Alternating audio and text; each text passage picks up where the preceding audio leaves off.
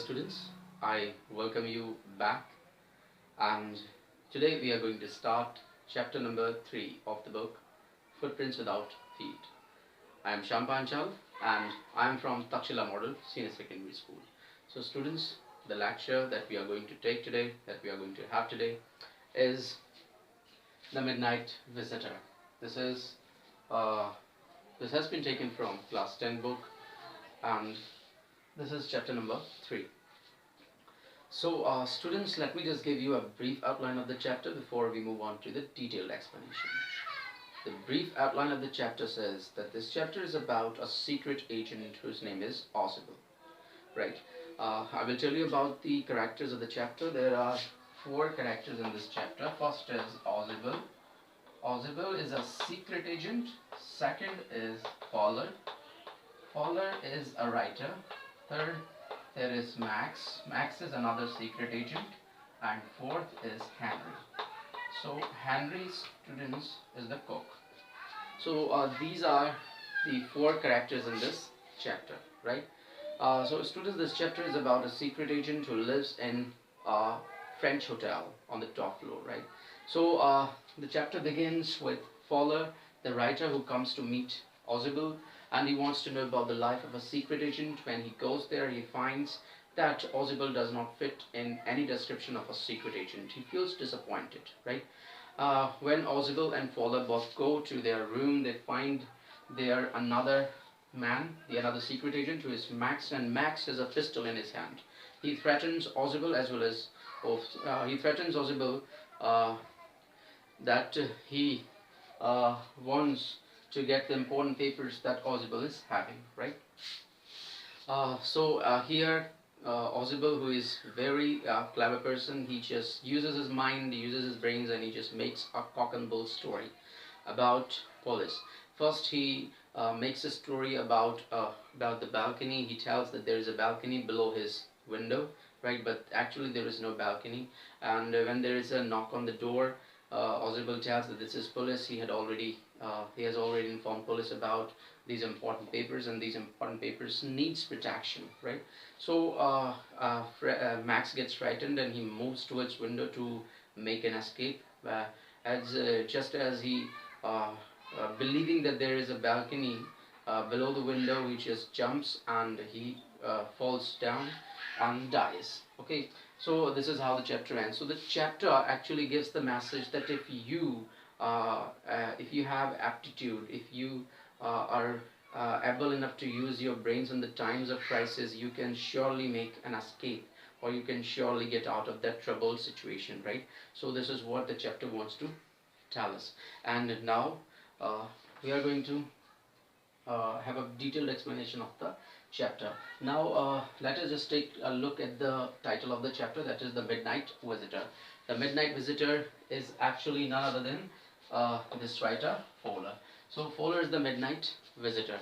And how does actually Fowler feel, right? And what is the first authentic thrill for Fowler? Authentic here means real. So what is the real thrill for Fowler? So in this chapter we come to know that Fowler is really thrilled, right, to be with Ozible and in his room. First thrill, that he sees Max, right? And later on when both Fowler and Max are informed that there is police at the door, right?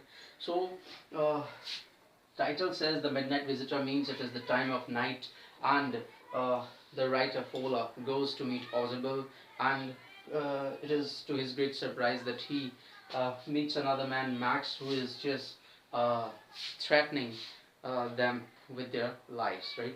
So students, let us now move on to the detailed explanation of the chapter. So the chapter actually begins with with Fowler. Fowler, as I have just told you, that Fowler is actually a writer, right? So Fowler, being a writer, wants to know something about the life of a secret agent, right? So in order to know more about the life of a secret agent, Fowler goes straight to Ozible, right? So Ozible is a secret agent, and he's a well-known secret agent, right? And he lives where? He lives in a French hotel on the 6th floor, that is the top floor, right? So when Fowler goes there and he sees Ozible, how does he feel? This is the first question, right? And what actually does he expect before he comes to meet Ozible? What does he expect actually from Ozible or from any other secret agent? So here I just ask you a question: How? What do you expect when you just think of a secret agent? Yes, simply we think that a secret agent is a very strict person, right? And we believe that he's nicely dressed in formals, right? And that person is well built of body, he's very quick, he's very agile, he's very energetic, right? He's very active. So all these things come in our mind whenever we think about a secret agent. So these are the qualities which we use to refer to a secret agent, right? So similarly, when Fowler, the writer, sees secret the secret agent Ozible, he is disappointed. He's disappointed to see him. So what are the things that make Fowler feel disappointed about Ozible? There are certain fields. There are certain things. First, when Fowler sees Ozible, he finds that Ozible is a very fat man, right? He does not fit in any description of a secret agent because of being fat. Secondly, the second reason is that though Ozible knows two languages very well, he can speak both German and French possibly. Possibly here means without any difficulty, right? Confidently. So he can speak French and German possibly, yet he has not dropped his American accent, which he has brought from where? From Boston. And he's where? He's in France, in Paris. So 20 years back he brought this accent from Boston to Paris. He has not yet left this, dropped this accent, right? When Fowler goes to meet Ozible, he also expects that Ozible will be a person who deals him espionage, right? Espionage here means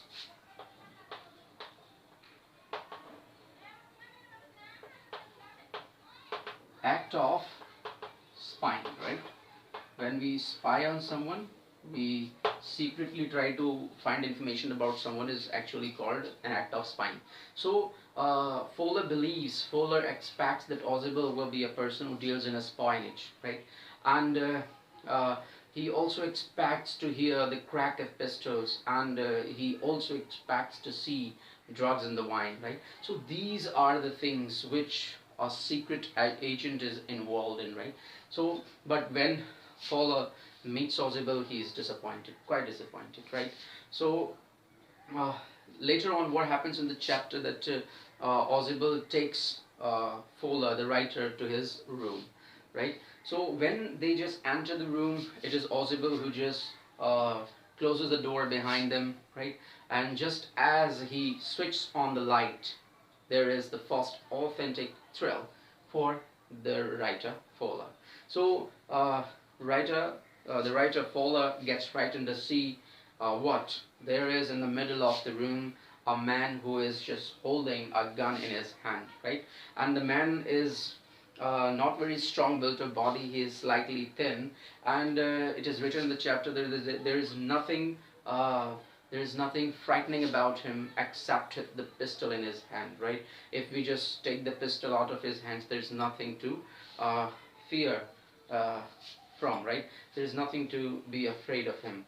So friends, it is in the chapter that we come to know that when Ozible and Fowler enter the room, they find a man who is standing in the middle of the room, and this man is none other than another secret agent, Max. So Max is another secret agent, and Fowler knows about this secret agent Max. So how do we come to know that Ozible also knows about Max? We come to know Ozible, when sees Max's how he is actually there, because Ozible believes that he should be where? He should be in Berlin, right? But he is right there where? In the gloomy French hotel, right? Where Ozible has a room right now. So friends, it is we come to know that Ozible now does what? He just sits on a chair, and when he sits on a chair, he just tries to vent out his anger, and on whom? He vents his anger out on the authorities, on the management. And why does he do so? He just sits down on the chair and he gets very angry and shows his anger on the management. He says that this is the second time in a month that somebody has just broken into his house using the damn balcony. So when he says the word balcony, uh, it is Max who just tries to scoop the room with his eyes. He tries to search the room with his eyes, and his eyes fall on the single window that is available in the room. And it is Ozable who tells that it is the second time in a month that somebody has got into his room using that damned balcony, which extends below his window. So when he says extends below his window, Max takes a look at the only window in the room, and he now believes that there is a balcony below the window. So but Max here just says that he has not come using the balcony, right? He says that he has a passkey. Passkey is a master key which can open any lock. So he says he has a passkey, and using the passkey he has just come into the room through the front door, right? So Ozable now moves on to say that the room which he is sitting in, which they are sitting in, actually used to be a part of a big unit. And there is another room just next to this room, and the another room used to have a balcony which now extends under the under his window, right? Uh, so now Max is somewhere convinced that really there is a balcony below the window, right? So he says that last time some person just and last time some person entered his house using this balcony, right? Uh, whose passage opens in a room which is empty, right? In an empty room. So what happens that Max here now believes that there is a balcony just below this window, and all of a sudden, what happens? There is a knock at the door. So this is the second thrill for the writer Ola. So all of a sudden, there is a knock on the door. What happens when there is a knock on the door? Everybody, uh, leaving Ozable, but the two visitors. We can also call this Max a visitor, right? Though actually he's not a visitor. He has just secretly entered the room, like these. So what happens that Max, when he hears the knock on the door, he gets frightened, right? And even Fowler is frightened, but Ozable reacts as if he knows who is there at the door, and he just confirms that it is none other than Polis. He says that today he is going to get some important papers. He tells this to, first of all, Fowler before Max was there, right? And Max, when listens to this, he says that he has come to receive the same papers, the papers for which the men and women have risked their lives, right? And Ozable believes that these papers are going to affect the course of future, right? And these papers will affect the history as well. So Max is there to take these papers from Ozable. So when there is a knock at the door, Ozable says that he has already made a call to the police, because such important papers really need some protection. So when Max listens to this, he gets frightened and he starts moving towards the window to make an escape, right? So when he is just near the window, he just grabs, he just puts one leg over the windowsill, and he grabs the railing off the window with one hand, and in the other hand there is a pistol, right? And he has pointed this pistol time to time, first at Ozable, then at Max, right? And the knock at the door becomes louder, and Ozable speaks nothing. Ozable then says that if I do not open the door, Ozable then says if he does not open the door, the police will just break the door and get into, and they will just shoot whom? Max, right? So Max gets deadly frightened, and he does what? He just believes, he was already convinced right earlier by Ozable that there was a balcony below his window. So since he believes that there is a balcony below his window, he just does what? He just puts his other leg also, and Within a short while, it is heard that he has fallen down the window. Okay, and then what happens? That he falls down, and there comes a loud cry. So uh, here the door opens, and there enters in the room the uh, waiter named Henry. So Ozibel, before he entered the room, right, he already uh, made an order for drinks, right, for Fowler and himself.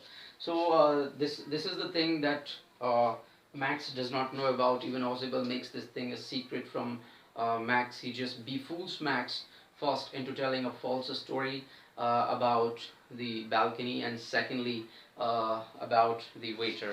It is Ozibel who knows everything, that there is Henry the waiter at the door, and he's knocking consistently. He knows that he has come to serve him with the drinks that he has ordered for, right? So when Henry enters the room, it is Max who gets frightened, and he asks Ozibel, what about Max now? He will just come back and kill both of us. So it is here Ozibel tells that he will never come back. So Ozibel tells him the whole story. He tells how he tells that there is no balcony below the window, right? It is just a false story that he has told him uh, in order to avoid him, right? So this is how Ozibel gets rid of Max, right? So how does Ozibel get rid of Max? I have told you the story. I have told you the answer, right? So Ozibel gets rid of Max using his brains and using his wit, right? His wisdom. So students, this is how this chapter ends. This is not a very long chapter, a very small chapter. Here I've told you the important things of the chapter in a sequential order. Now I again suggest you to read the text in order to know it better, so that we can understand the various words which have come while reading the passages, the paragraphs in the chapter, right? So students, this chapter just gives us the message. If you are in a very bad situation, if you are in a difficult situation and you do not know how to make a way out, you just need to keep your calm, think about it, and surely your brain, your mind will definitely help you, and you will be able to find a way out of that situation. Just like our character Ozibel did in the chapter, right? So Ozibel first sat on a chair, he thought for a while and started building a false story about the balcony, right? And secondly, he made a false story about the waiter Henry. He knew that there is the waiter Henry who has come, who came to serve the drinks, right? But he just told Max that it could be what? Police, right? So students, with this chapter ends, and soon I'll be back with a new chapter, right? So till then, thank you very much.